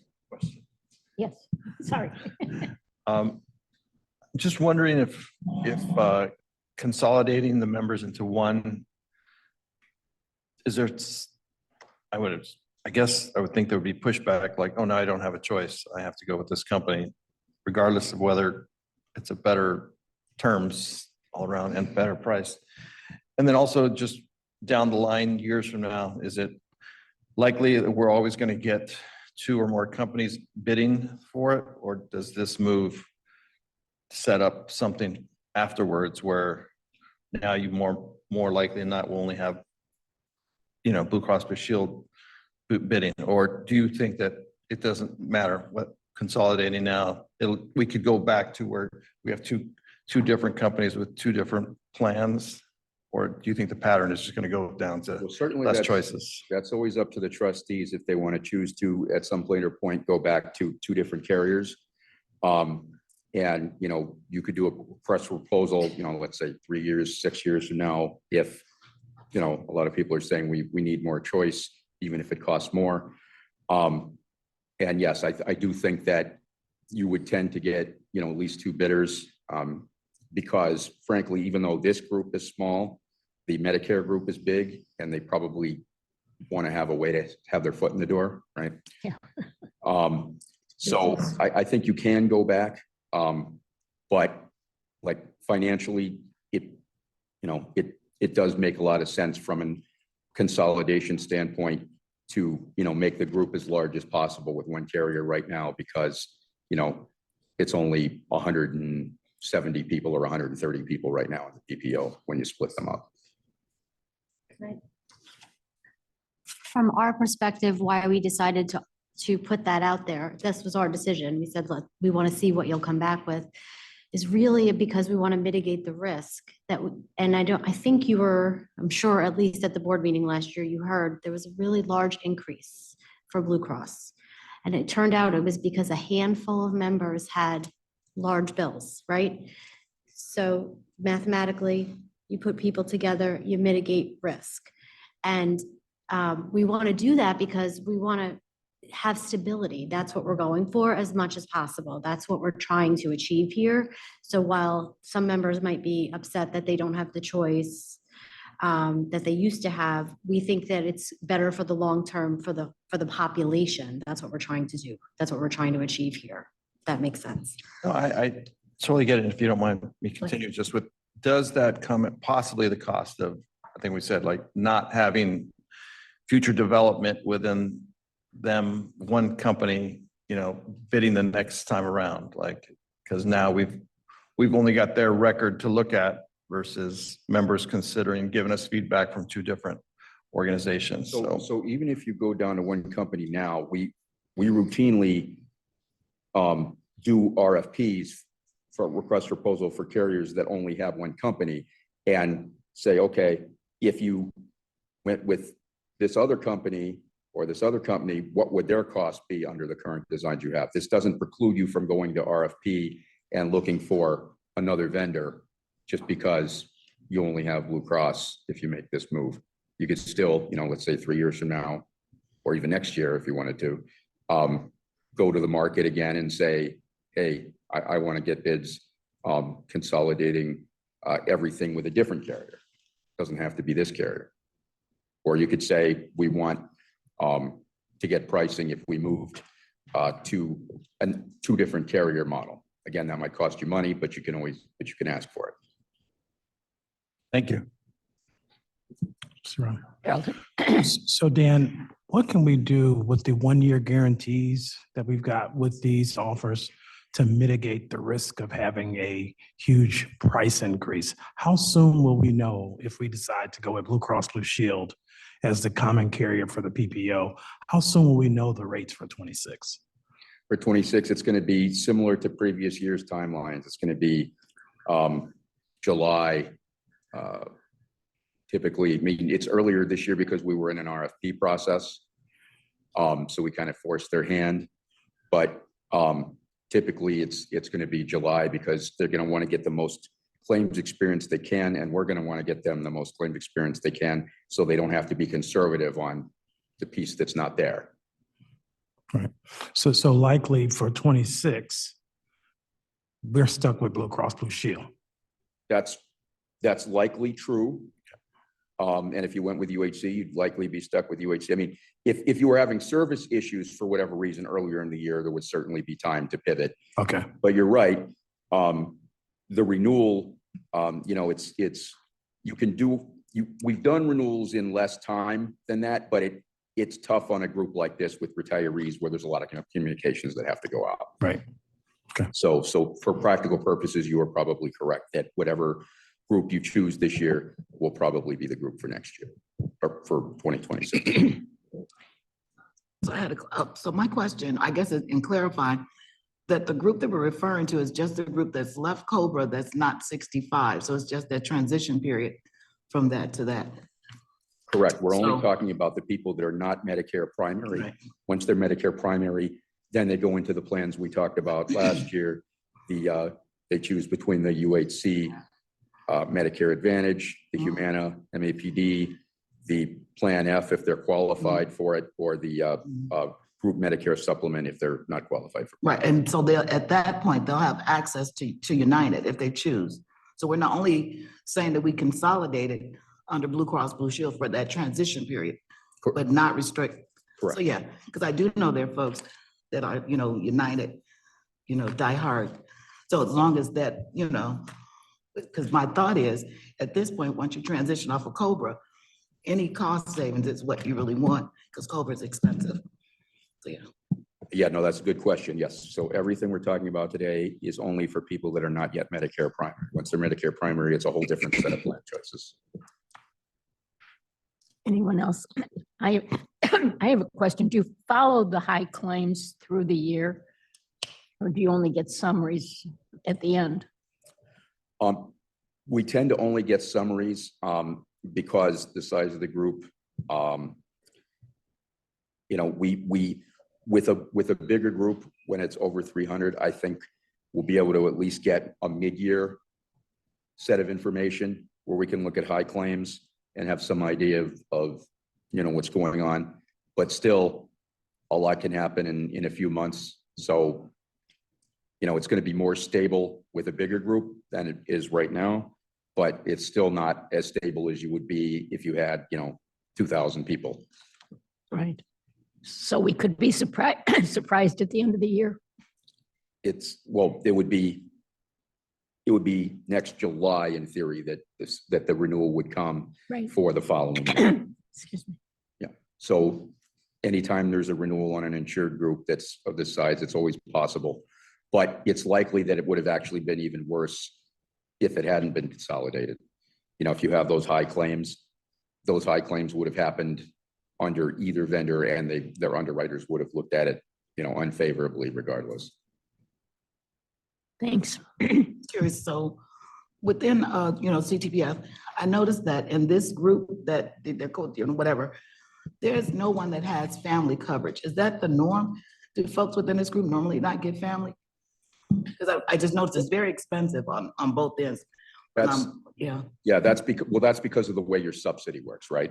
So your retirees get a 60% subsidy, but the spouses don't. So that leads to spouses look at the market and say, is there somewhere else I can go to get coverage that I feel is suited for me, since I'm not getting a subsidy anyway? They feel that they may be able to get coverage somewhere else. Whereas if you're getting a 60% subsidy, of course, it makes a lot of sense to enroll, because that's a lot of your cost being paid. So that is the reason. Like if you were covering, let's say as an active, I don't know what CPS's structure is, but as an active employee, a lot of companies might say, okay, we'll pay, 60% of both tiers, whether it's single or family. And in that case, you would get, the same number of family or as you do single or something around there. We very seldom have families come in. I think in the last year we had one, and he literally stayed a month because he turned Medicare eligible, and his whole family left the plan. They were there for a month just to bridge the gap because it's really expensive. What percentage of this age group participate in our plan, and how many don't? I mean, like, what's the total number of people that are between 60 and 65, or 55 and 65, actually? That's a good question. I don't think I can answer that off the top of my head. Because they must go somewhere else for their health care. Probably to the marketplace. Yeah. Right, because it's too expensive to be with us. I mean, they're not all retiring at 55 and 60 anymore either. Right. Right, It's they're that- retiring more like 62, 62 and a half. They're going on COBRA, and then they're on our plan for a very short time. Right, because there used to be a lot more that, Revolving door, more kind of a situation, versus I'm eligible to retire. I don't like this option. I'm going to go somewhere else. It's just more of like, this is a short-term option for them, the option is I keep working. Well, it's expensive, right? They're not used to paying That kind of that premium, kind yeah. of premium for health insurance I coming from can the plan. tell you, don't actually get all that many rebates that are non-med. Really? Okay. They're mostly Medicare rebates that we receive. Hmm. So they must be finding coverage elsewhere, going under a spouse, something of that Right. nature.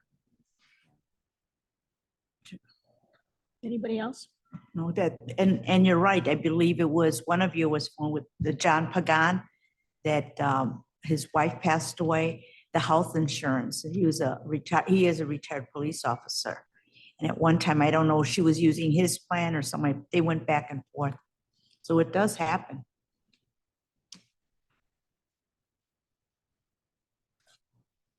Yes, Carrie's gonna take that. I'll do the We have next one step. additional slide after that. Can we move to the bar, please?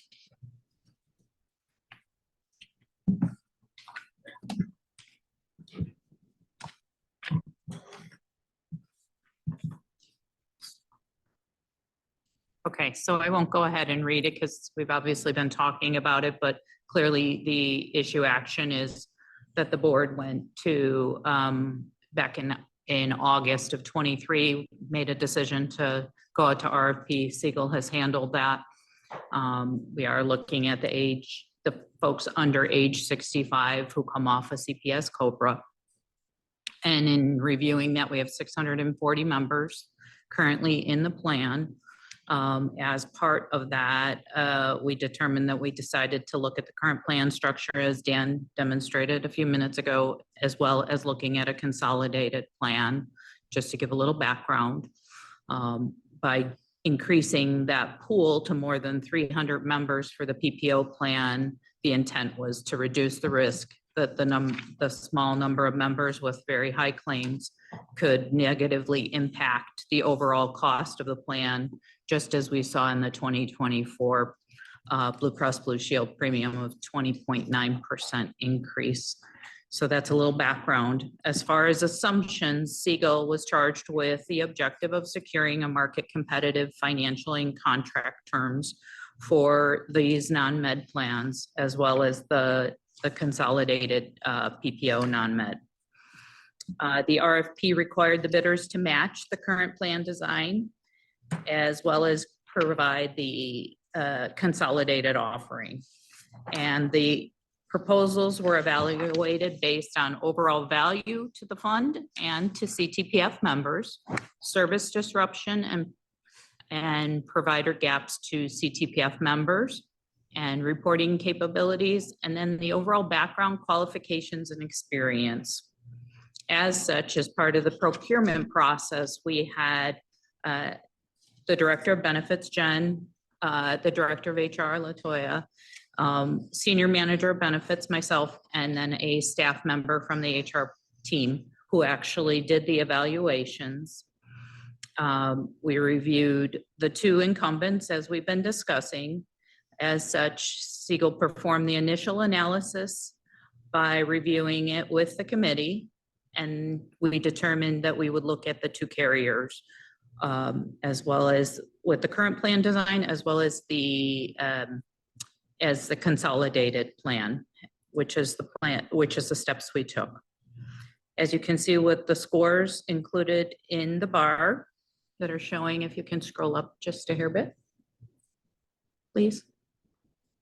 There you go. Okay. As you can see with the scores on the bar, the non-med PPO plan and the HMO Illinois, the committee concluded that both finalists made comparably strong offers, and the Blue Cross Blue Shield combined plan and Blue Cross HMO Illinois offerings scored highest in overall value to the fund and our members, the account services, as well as member services and communication. The recommendation is the CTPF staff and Siegel recommend that the following carriers be approved for non-Medicare services for the 2025 plan year, effective January 1st, 2025. The non-Medicare PPO plan design with the combined plan with Blue Cross Blue Shield incumbent, and then the non-Medicare HMO plan with Blue Cross Blue Shield, again, the incumbent. That is our recommendation. Thank you.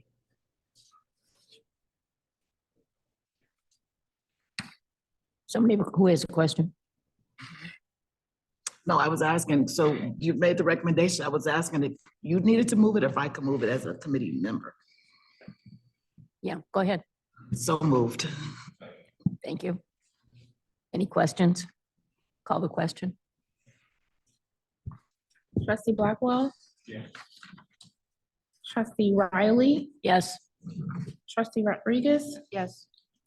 And Trustee Vincent? Yes. Thank you, 4 ayes. Thank you. Thank you. We have one more quick little slide to go through. We're going to be so fast. Sure, come on. Just want to talk about next steps. And I'm actually going to start with the bottom of the slide, the things that at our next, at the August meetings will not be necessary to decide. There's nothing to do on the UHC Medicare Advantage plan because it's under the rate guarantee that we got last year. There's never anything to do under the AARP because it's an individual market plan. So unfortunately, we don't have, the fund has no control over those rates. And there won't be anything to do on the non-Medicare side because we just did it. And so the decisions that do need to be made in August, going back to the top of the slide, are the percentage retiree subsidy, that number that's currently 60%. Renewal on the new Cigna Group Medicare Supplement Plan, renewal on the Medicare Advantage with prescription drugs plan, and deciding what the Express Scripts portion of the rate should be for people that have Plan F, the UHC, MA, or the Cigna program. So those are the decisions that would be made in the committee meeting and board meeting in August. One thing to note is that, you know, fortunately, the premiums usually don't come out, and this year is even more true, until late July. Humana may not even come out until second week of August because of the Inflation Reduction Act stuff that we talked about at our last meeting in March. With that law change, they need to see what the final rates are going to be from Center for Medicare and Medicaid Services before they can give a firm rate. So just give a heads up to everybody that, you know, there won't be a lot of lead time before we have to make those decisions. Do we have? Mitch, I have a question. So United Healthcare, what did they say? I mean, do they know what their competitors were offering, what they were bringing to the table, since they said they've had a long relationship, et cetera, but we're saving a lot more money with this other plan? I mean, do they know that, or did they try to negotiate, or they say this is it, it's final, it's not gonna? I can't speak to what they knew. I mean, we certainly don't tell them what their competitors' pricing is, Okay. just like we wouldn't tell their Right, competitors. okay. But you know, I mean, certainly if they look at the guide for 2024, they could do some math, divide by, you know, 0.4 and figure out what the current rates are, Right. but they won't know what's being offered for next year by the competitors. So at this point now, I'm thinking about, because I already voted, but at this point, I'm thinking, was there, because sometimes even with money managers, we go back and we say, okay, we're in a negotiating stage, or we're trying to decide. Yeah, we did. We had a second round. Okay, We always do at Siegel when we have a request for proposal, we get initial proposals, we review them, look at them, and then we go back to all the carriers that are considered viable and say, okay, now we want your final offer, the very best you can do. and this was it? And this was it. 2%, okay, thank you. Thank you.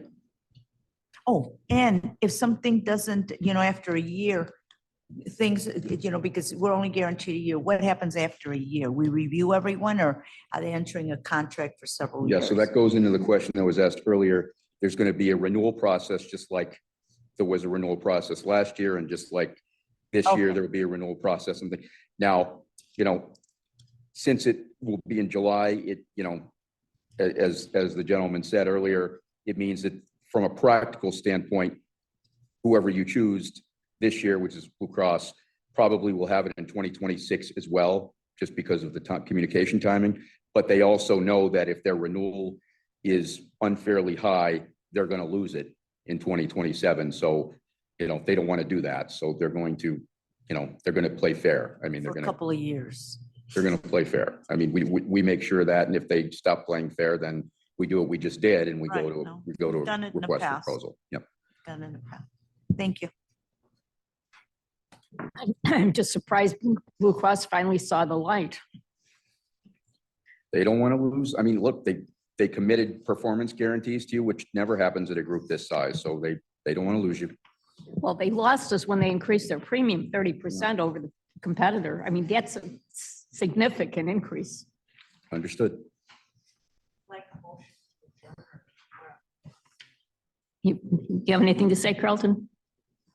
I was just saying, Chair Riley, you have unfinished business and new business, and then you can adjourn.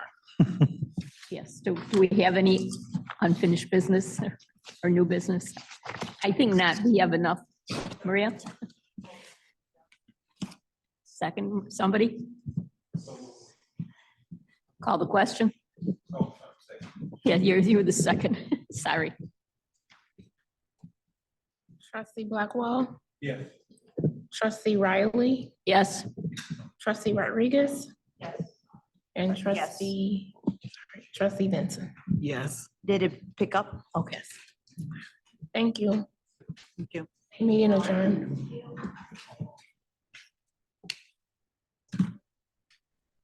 Becky, you're so serious. You don't giggle anymore. You're no more